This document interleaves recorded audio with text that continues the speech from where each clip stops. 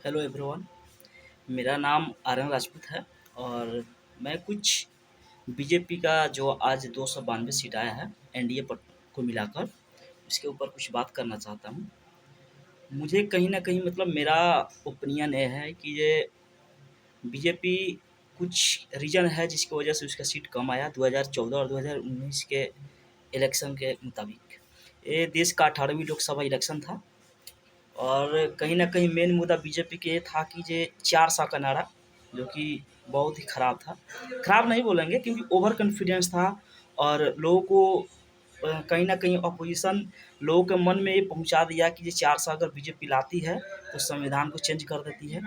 दूसरा इन लोगों का था बेरोज़गारी, जो कि बेरोज़गारी डाटा भी बहुत हाई था और सबको पता ही है कि ये भारत देश जो है वो युवाओं का देश है। सेकंड महंगाई, महंगाई दिन पर दिन बढ़ते जा रहा है, पेट्रोल बढ़ते जा रहा है। उसके बाद देखा जाए तो रुपया का गिरना, डॉलर के मुताबिक रुपया हम लोग का गिर गया है।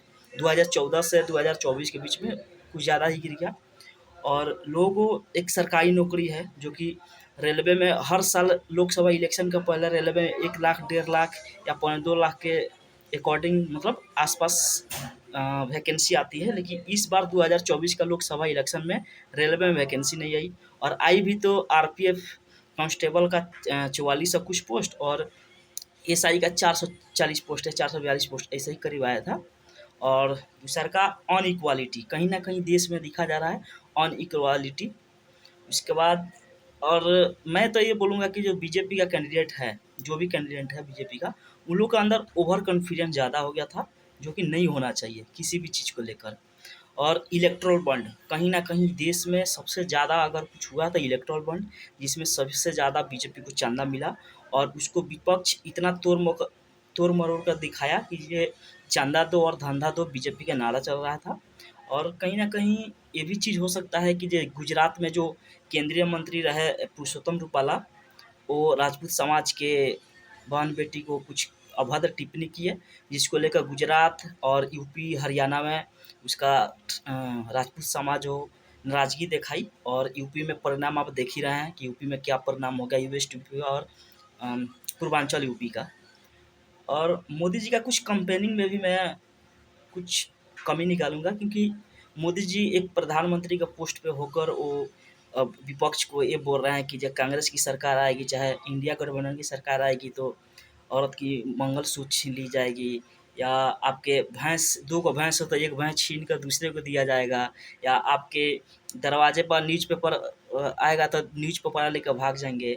और सबसे बड़ा चीज़ है युवाओं के लिए जो एयर फ़ोर्स, आर्मी, नेवी में जाते थे, जो 40 वर्ष का जॉब था, वो अग्निवीर स्कीम लाकर अग्निवीर नहीं, अग्निवीर सही भी है और एक तरह से बहुत बेकार भी है क्योंकि देखा जाए तो सबसे ज़्यादा जो 17 वर्ष से लेकर और 24 वर्ष 22 वर्ष की एज में जितने भी यंग जनरेशन है, तो सबसे ज़्यादा वो चाहते हैं कि आर्मी, एयर फ़ोर्स, नेवी में उनका जॉब लग जाए और युवाओं को सबसे पहली पसंद भी है आर्मी, एयर फ़ोर्स, नेवी।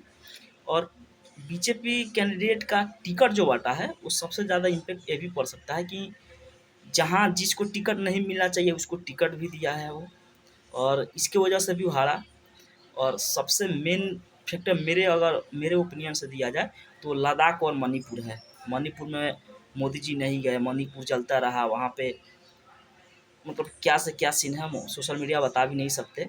बाकी आप लोग तो सोशल मीडिया पर डेली देख ही रहे हो, वीडियो आ रहा है डेली, रील्स के माध्यम से आ रहा है, यूट्यूब पर आ रहा है। और लद्दाख लद्दाख जो कि मोदी जी को जाना चाहिए, फिर वहाँ पे सोनम वांगचुक 21 दिन तक अनशन पे रहे, उनसे मिलना चाहिए, जो कि मोदी जी नहीं मिले या कोई भी बीजेपी का बड़ा नेता नहीं मिला, कोई केंद्रीय मंत्री नहीं मिला। ये सबसे बड़ा रीज़न हो सकता है।